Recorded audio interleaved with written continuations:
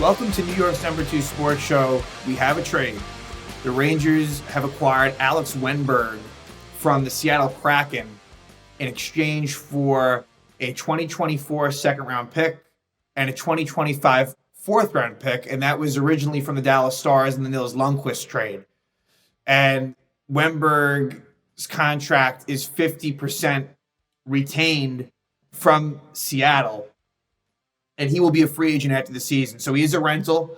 The cap hit is $2.25 million for Wennberg, and he will slot into that third line center role. And if Philip Hedl was healthy, it's possible that this trade would have never happened, but that's where they are at this point. And I think Wennberg is a solid, if unspectacular, acquisition. And would I have liked to have not had to relinquish a second-round pick? Yeah, I would have liked to have avoided that. At the same time, he is a center, and those, there is going to be more of a premium on centers, especially with what the market had out there. There really weren't that many available at this point. And, when you look at the draft for the Rangers in the next 3 years, they have their first-round pick for each of the next 3 seasons, all 3 drafts, although I wouldn't be surprised if in the next couple of days here they trade a first-round pick away, but we'll discuss that at a later time. But yeah, now the Rangers don't have a second-round pick for the next 3 years for this Wennberg deal, and then the other for 2025 and 2026, it was to get rid of the Patrick Nemeth contract. So that's the thing. When you have a bad contract, there are definite ramifications of that. And no third-round pick in 2024 and 2025, and no fourth-round pick in 2025. So definitely the draft capital is, they are losing some of that, but that comes with the territory. The Rangers are definitely in a win-now mode. You look at their roster, and they need to make moves to get to the promised land. And the good thing still is that they have all of those first-round picks still intact. And right now, the Rangers have about, I'd say, $3 to $3.5 million left in cap space. So there will be another trade or two, at least one. They're going to get a top 6 right wing for sure. And I wouldn't mind if they got a depth defenseman. And I do think that they will try to do both of those things, probably in separate deals. But, let's talk about Wennberg. So he, formerly of the Seattle Kraken most recently, he, will be the Rangers' third-line center. He can play in all situations. I think you'll more likely see him on the penalty kill than the power play, but he may find his way on the second unit of the power play. And he was kind of a shutdown center for the Seattle Kraken. At least he was deployed that way. And he would play he averaged about 18 minutes a night. So, 9 goals, 6 assists, 25 points in 60 games. So not a whole lot as far as offensive production. He is definitely more of a pass-first player. And most centers typically are, but not always. But he is. So he will be frustrating for, fans that want someone that's going to shoot the puck. That's not him. He's a guy that's going to hold on to the puck, probably pass it when you don't really want him to. Solid playmaker, decent skater. I'd say he probably has above average speed. And just someone that I think Peter Laviolette will, depend upon. And you need depth down the middle, and the Rangers simply didn't have that. After Zibanejad and Trocheck, Johnny Brodzinski just could not be the third-line center. So now you move Brodzinski likely down to the fourth line. Maybe he'll be the fourth-line center. You move Goodrow to the wing, something like that. So in my mind right now, maybe it's Cooley, Wennberg, Kakko. That could be an interesting line, but it gives you more versatility. And Wennberg, if you needed to, you could move him up and throw him on the wing on the top 6. I don't see that happening, but it could. And, he was teammates with Artemi Panarin for a few seasons in Columbus. And it's possible, although probably not likely, Wennberg maybe was his center briefly. Probably not, though, in looking at the numbers, because Panarin was there in 2018 and 2019, and looking at Wennberg's offensive stats, they were not great those seasons. So I doubt that they played a whole lot together, but they were teammates.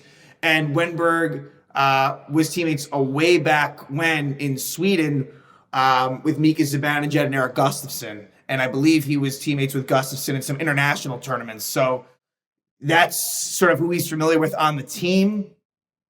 And he was on Columbus, for a while. He was drafted by the Blue Jackets. I believe it was the 14th overall pick.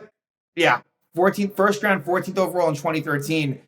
And it seemed, fairly early in his career, like there was a lot of promise with Wennberg. I mean, specifically the 16-17 season, 59 points in 80 games. So, but he's definitely more of a defensive first player, responsible. It's funny. He is one of the top players in the league in recent seasons in faceoffs taken, but he doesn't really ever have a great faceoff percentage, kind of around 46%.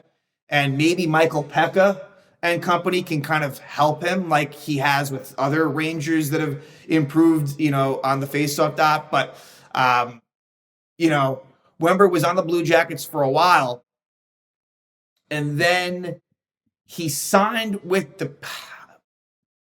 I'm not sure if he might have been bought out by Columbus. I can't remember exactly how that went down, but he ends up signing with the Panthers before the 2020-2021 season. Has a decent year with Florida.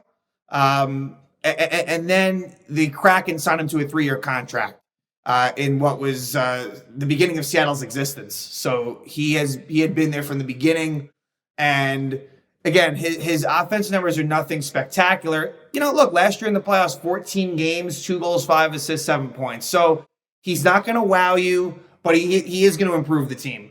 There's just no question about that. He will fit in nicely as the third line center.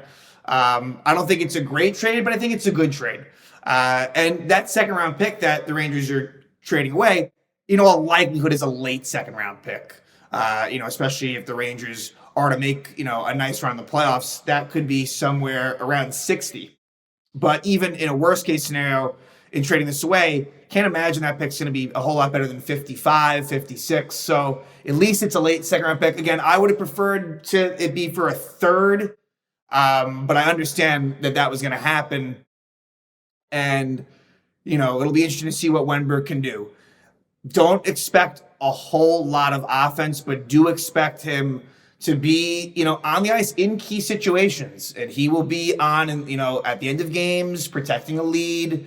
And hopefully this kind of takes a little bit of the pressure off Zibanejad, because Mika has kind of been, that line has been up against the other team's top line. So hopefully now somehow, and it depends how the lines look, where Wennberg can take on a little bit more of that responsibility. And so what happens there too is, like in penalty kill situations, maybe you see a little bit less Trocheck, and you can kind of just lighten the load of Mika and Trocheck. I think that will be key in bringing Wennberg in.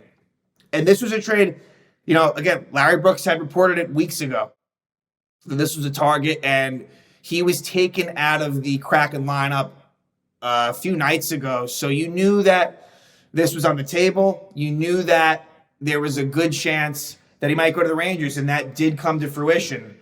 So where the Rangers go from here will be very interesting. I think that probably a bigger trade could be up their sleeve, for, a right wing, a top 6 right wing.